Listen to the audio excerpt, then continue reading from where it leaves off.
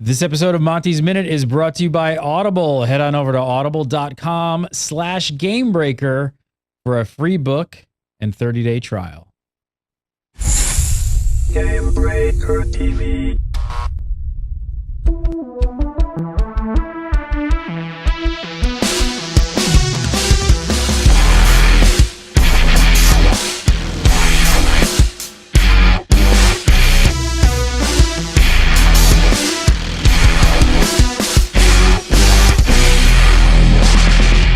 What's up, everybody? Welcome to Monty's Minute, episode 10.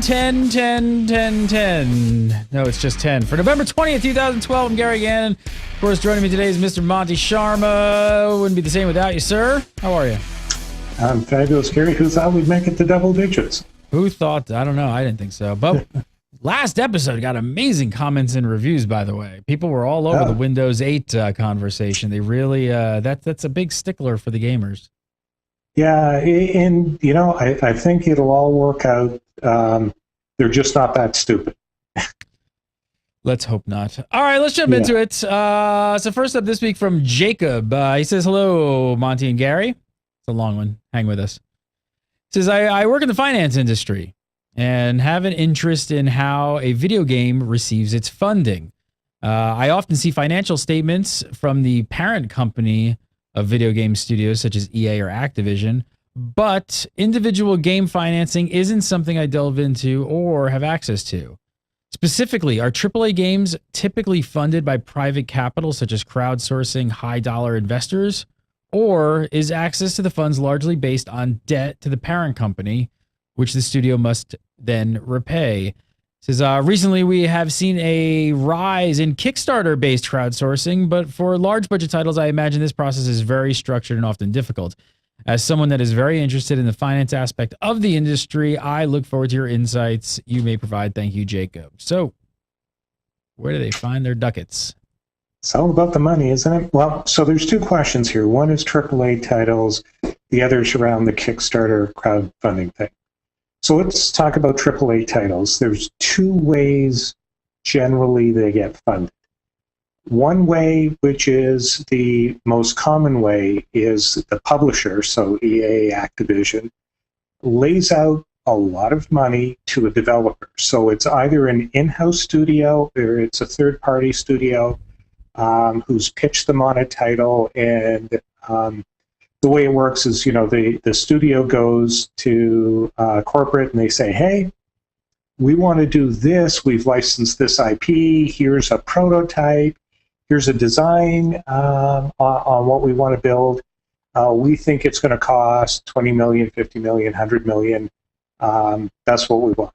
And so the publisher looks at that and says, okay, we like it. The marketing sound, you know, we think we can sell a lot of this.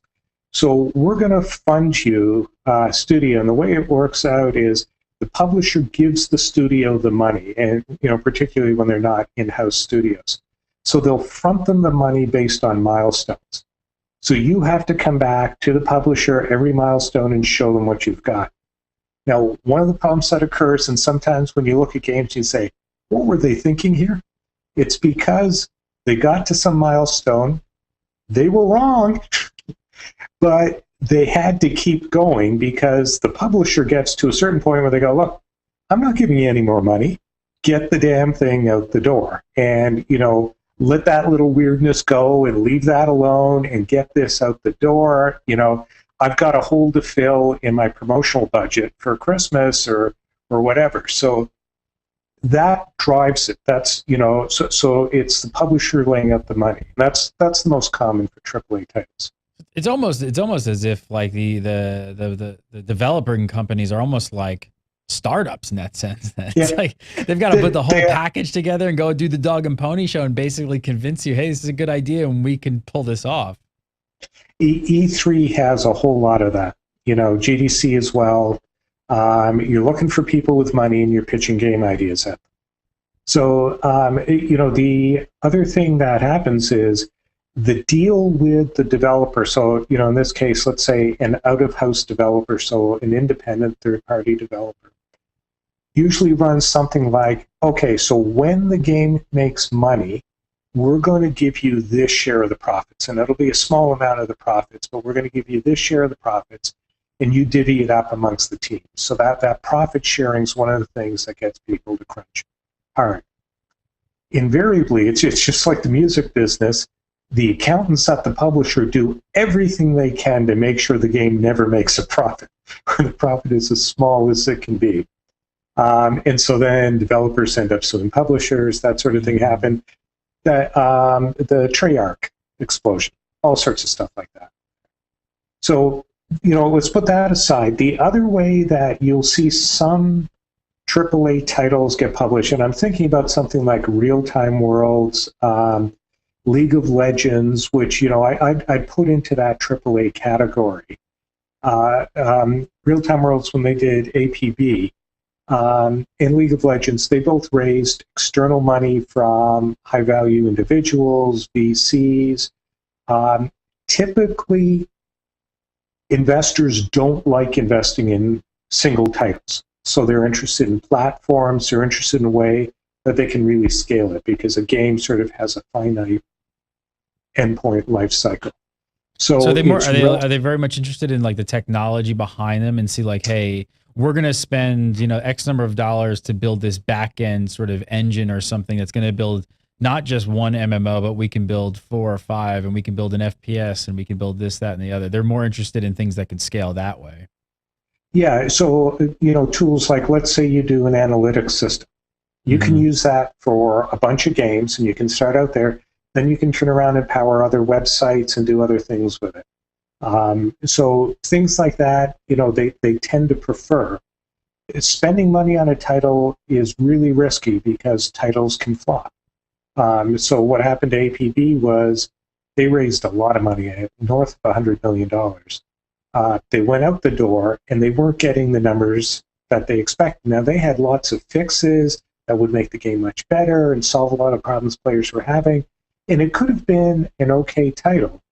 But the investors look at it and say, gee, we got this much money left in the bank, and we don't see it coming back to us at the return rate we want. We're just going to claw it back, and, they're done. So, that's tough. So, that's AAA titles. The Kickstarter stuff is becoming a bit of foolishness, boondoggle, hype. And there's two parts to Kickstarter. There's Kickstarter itself. And so, I'll get indies, and I'll have students come to me and they say, hey, we want to do this game, and we thought we'd do it on Kickstarter. And since no one knows us, we're going to raise $10,000. Well, okay, you can't do anything for $10,000. That's it's a month's operation for your little company. You're not going to produce anything. You're going to disappoint people. You're going to have a hard time getting $10,000 because no one knows who you are or what you're doing. It's not a well-known IP. So if you're somebody who everyone knows, so you're Chris Roberts, or you're building an IP that everybody's familiar with, and you've got to prove it. Yeah. Tap into the nostalgia of players and people who played your game 8-10 years ago, and now you can't find money from a developer, and everybody remembers that game, and you're like, oh, I'll throw $100 at that game. That sounds great. I want to relive those moments. Those are the guys who are winning right now on Kickstarter. Exactly. And actually, they have a bit of a curse, because on the positive side, the visionary gets to say, hey, because I crowdfunded this is going to be my game. It's going to be the way I want to do it. The benefit of having, some bastard publisher VC, and they're not bastards, but they can be,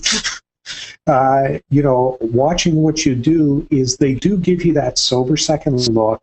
They give you those nudges, and they push you to get something done. And, so when you look at things like Duke Nukem Forever, that's the thing I fear a lot about some of these Kickstarter projects, is because they don't have the whip operating in the same way, you end up with one of these, oh yeah, and we should do this, and oh, that would be cool too, because that keeps our fan base engaged. But does it sometimes work on the flip side though? Is that they can also get a little bit needled by, because of where time money is hitting and things like that, that they're being forced into doing things and cutting corners and going faster than they should and not really implementing like a proper game. Oh yeah, no. So they could end up doing some better stuff, but they also, they carry a little bit of a risk there. And so it's the sort of thing that if it's a seasoned executive producer, so somebody who's been there, done that a bunch of times, I have a certain amount of faith because they know, they've been there, and as long as they don't believe their own hype, they'll do all right. And those seem like the kind of guys that are raising a lot of money, like the Tim Schafers and stuff like that. Yeah, like they've been around, exactly. They've done this, they've launched a lot of titles, so it's easy for them to raise the money, and hopefully they're going to actually probably put out really good games. Yeah, exactly. And if they do, it'll be a great boon. There's another thing that's starting to happen, though. This was in the Jobs Act that was passed in the spring or so. It's crowdfunding. So right now the problem is you can't raise money for more than 50 individuals without doing a whole bunch of stuff with the SEC. Royal pain in the neck. So what they did was they created a crowdfunding option that said, hey, you can raise small amounts, like I think it's up to $2 million. Without the same amount of oversight you do when you're doing a public raise of money. Now, it's going to be expensive. From what lawyers are telling me, it's like $20,000 to raise the money. So you've got to be raising a fairly substantial amount to make it worth spending $20,000 to raise. The only people who will be able to raise that money that way are people who have $20,000 in their pocket. So it's a way to sort of stop. I meet a lot of really well-meaning people who are starting out and they want to do something massive, and you just want to say, fail at something small first. Try it out, wrap your head around it, don't sweat it. But when you try and do something massive right out the gate, it's a big chance to fail. So this crowdfunding stuff, we're still waiting to see what the regulations look like. But there might be some opportunity there, and that might be an alternative to Kickstarter, because instead of a T-shirt, you actually share in some of the money the game makes. And so, I think that might actually get very interesting. All right, next up, this question from Gregory. He says, hello, Monty. Gary, love the show and ease of talking to you guys. Well, thanks for watching. He says, I have a multi-layered question about the MMOs we get to play. First, do publishers know and understand every game mechanic in a game they decide to publish? I've noticed a lot of the MMOs coming from the Asian market start out with slow, almost too slow pacing. Then the game seems to get in trouble of losing players. They attach some leveling acceleration zone or server or buff that suddenly throws off the initial design of the game. The developers never do what Blizzard did and simply rework the game from the ground up. Second, do publishers in the West have? Let's just start with the first one, and I'll come back to the second one. So let's start there. So, is there a philosophical difference between how games are developed between different parts of the world? That's what I would assume. Yeah, there is. I mean, so every publisher has what's called the publisher producer. So they're the guy who's working with the dev, but they're representing the publisher, and they're usually fairly bright folks who know what they're doing. They've been on the development side, and they're understanding it.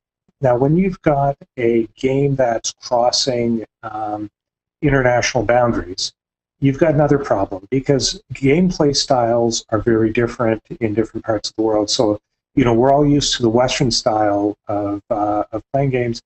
Asian games, Asian MMOs tend to be a lot more grindy. They tend to have a lot less story depth. They're really, there's a ton of clones. I mean, I was talking to one Asian developer, and they were saying, oh yeah, look, we have this card game engine on mobile, and we put out 20 games a year, which are variations of this card game. And sometimes it's just the artwork's different. We pump that out, and that's how we do it. So it's a whole different thing. And so invariably what happens when you're moving from one place to another, you have to do things like play style changes. So in Asia, all the games are designed to be played with just a mouse. So a lot of them are played in these PC bongs, which are, like internet cafes. You got one hand, you're smoking away. You got the other hand on the mouse, and there's a whole bunch of people and lung cancer. So, so their design is that way, and they'll spend tons of time, and they're a lot more patient and all of that. So that's what they built the game for, because these people bang on it. You bring that game to the West, and you try and retool it. You try and, you think, oh, I just need to translate the words. No, you got to change the pacing of the game. You got to look at it. And so if a developer publisher doesn't spend enough time and money figuring that out beforehand, here's a question about that. Do you think that are they invested to really bring that game over and have it try and be a success, or are they sort of just looking at it as a hey, we throw this over there, we don't spend a ton of money or testing on it or changing too much of it, and we'll pick up some subs, but we don't ever expect a whole lot. And they're okay with that. Yeah, so it depends on the company. So let's just say your company makes, $100 million a year. If you do anything, so I'm going to move this game from here to here, that game has to do $10 million worth of business, or it's not worth your while. So as a company, it's a bad idea. So, there's lots of times I've been in positions where I've got an idea that's worth $500,000, $3 million, and people look at you, so, so you can make $3 million. Doesn't matter. Doesn't move the needle for a company this big. And that's one of the tricky things. So these guys want to do it. The issue is do they underestimate the effort? Are they willing to make the investment? And how do they really go about it? Like when you enter a foreign market, it's years and years of commitment and effort. And if you're really not, focused on it, you're going to get blown away. And so that's one of the things that they have to deal with. Second part of his question here, Gregor says, second, do publishers in the West have difficulty relaying player frustrations, tendencies, and preferences to Eastern developers? Yeah, so I was involved in a few of those things without being specific. The problem that occurs is this. Their reps in the U.S. say, hey, we need feature X, Y, and Z because it's going to make this game sell so much better in the U.S. Mm-hmm. Guys in Asia... I wonder if you're thinking about the same game I'm thinking of. I don't know. I'm not naming names, man. I'm not either. The guys in Asia, and I was on one of these calls where they're saying, the game's doing, so many million here. Mm-hmm. You guys are 1% of what we're making here, and every single one of our engineers is tagged to the next update here. So you're going to wait 2-3 months, and we'll spring the new guy loose, or some guy in that group, maybe between patches. We'll get you a little bit of help, but stop bothering us. Yep. And so, unless they really focus on it, you get a lot of that back and forth, and it just takes longer. And I think what a lot of people don't understand too is that even happens when some of these companies hire a Western developer, like a company, mm-hmm. to do their migration. So you'll see certain games be under one umbrella in the East, and they're under a different umbrella here in the West. That umbrella, they don't really just get free reign and access to the code, and they're just like, we need to fix this. Okay, Johnny, go fix this. It doesn't work like that. Like they're just sending emails, begging for things, saying we need this, and pounding their head against the wall. And like you said, a lot of the times they're not getting the support that they really need. Yeah, no, I mean, we did things like we had an engineer flip his work cycle. So he stayed up all night to work with the Asian developers, slept during the day, and we offered to send somebody there, anything to get features in, and it's like, yeah, we'll get to it. That's got to be insanely frustrating for the Western developers who do understand some of the flaws with the game while they're like in that mm-hmm. that transitional period and want to fix those things and can. It's just business. It's business. All right, next up, Robert says, hello, Monty. Hello, Gary. First off, I want to thank you for making such an incredible show. Thank you. Thank you for thinking it's an incredible show. Keep up the good work, he says. Appreciate it. His question. In 1985, Super Mario Brothers was released as a 2D game. Just 11 years later, the first Super Mario game was released in 3D, which was a big step in terms of technology. Do you think we're going to see such big technological changes in the future that will influence the whole industry? Thanks and best regards from Germany, Robert. Does this fall under the Moore's Law? Well, there's three areas of change that we can see, right? One is technical. You've got more processors. Remember the first time you saw Wolfenstein 3D? Oh my God. It was like a whole new, blew me away. Blew my mind. It's like, unbelievable. Look at this. It's like corridors. There's no ceiling. I don't care. I'm just walls. There's Nazis and I'm shooting them.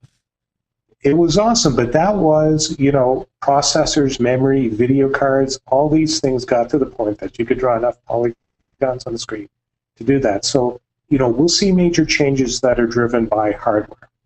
We'll see things when people come up with new game mechanics. So, the first time I played a real-time strategy game was Doom 2000.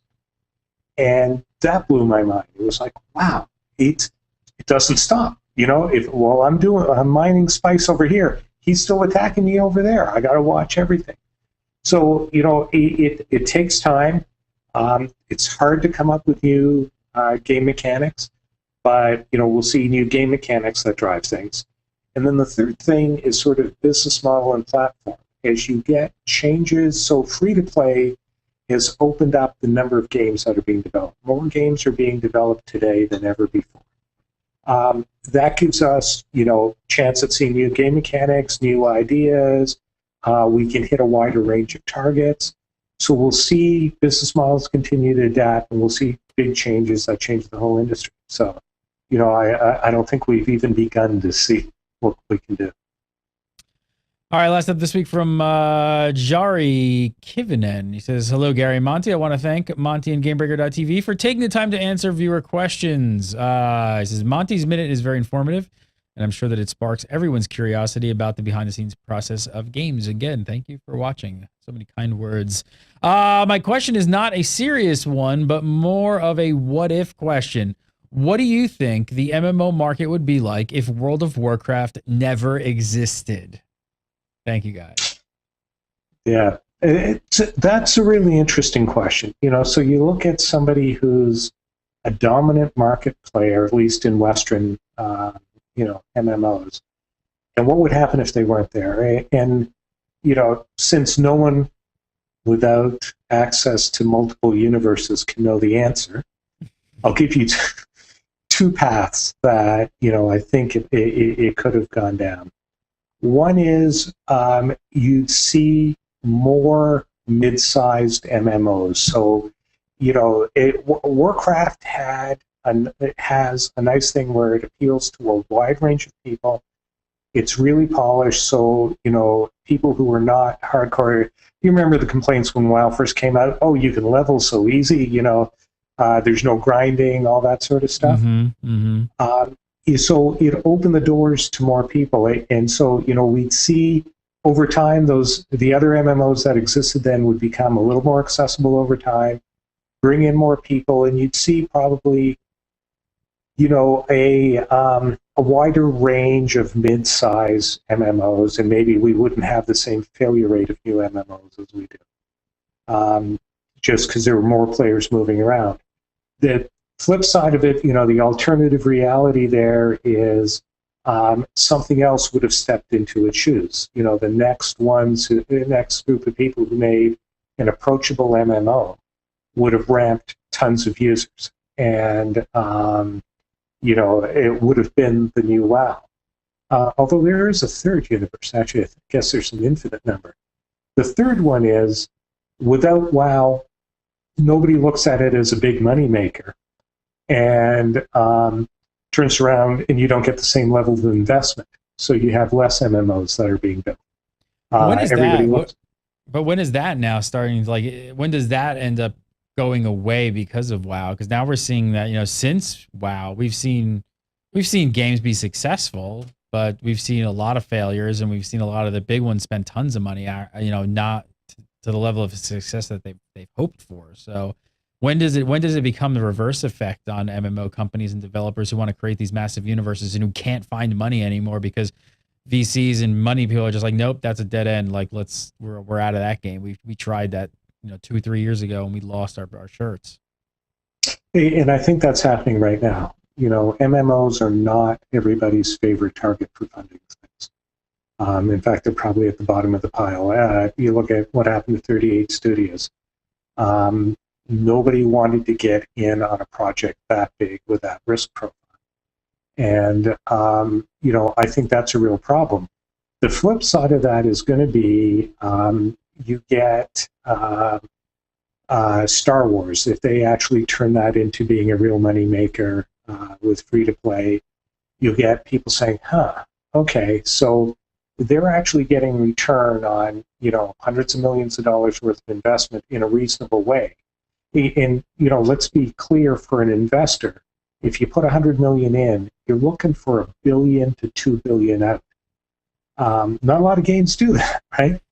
Not a lot of MMOs. So, they might be willing to do it. I think the other place where there's real opportunity is CCP. If Dust does well, I can see them, doing something like going public. They go public and investors say, hey, wow, there is actually an exit, a way to get our money out. And they've actually shown what you can do with this IP in terms of extending how you can make money with it. Mm-hmm. So, there's real potential there. The guys at World of Tanks, if they can take that platform and build out on it, World of Planes, World of Warships, they do well. You'll see some more people coming at it, but I think it's going to be a while before we see somebody who says, oh yeah, I got $200 million and I want to build an MMO. Do you think we'll see another MMO as bigger than World of Warcraft? Or do you think it was just a one-off thing that just kind of, it came, it's, there's people playing it, but most of those gamers aren't even necessarily MMO players and they wouldn't go to something else? Yeah, there will. I think it's a question of shared reality that's neat about MMOs. I mean, the first time I saw Ultima Online, I was working with a phone company. I was doing broadband stuff, and I heard about this thing called an online game. Ordered it up, played it, ran around the office grabbing people, saying, "Look, that's another human." I had the same response with EverQuest. Yeah. But I don't think people have that anymore because I think like kids are like that's the norm on Xbox. Right. That's the norm on everything. It's not magical anymore. Yeah, so it's not magical anymore, but there's lots of these worlds that we like to inhabit. There's lots of these things that sort of catch people's fantasy. And I think, if maybe it's going to take the cost of developing games come down, so tools get better, it's easier, faster to pull a game together. Some developer does something sensible and uses existing tools and does it quickly, but creates a nice, compelling world. You might find people in there doing things. So I am almost certain that we will see MMOs bigger than WoW. I think we will see grander stuff in the MMO business. The question is how we get there. That I don't know. Well, we'll be here to follow it each step of the way. Thanks for the question, Jari. It's a great what if question. Monty, you can follow him on the Twitter at Monster, MONT STER27. That's Monster27. Monty Sharma, once again, always a pleasure, sir. Great show, great insight. Thanks so much. Thank you. You can follow me on Twitter at Gary Gannon and follow Gamebreaker TV at Gamebreaker TV. And we do the show every single week. So come back and check it out and send your questions to Monty at Gamebreaker.tv. If you got a question about the video game industry, you want an answer, he's got you got the questions, he's got the answers. So send them in to Monty at Gamebreaker.tv. We'll see you next week.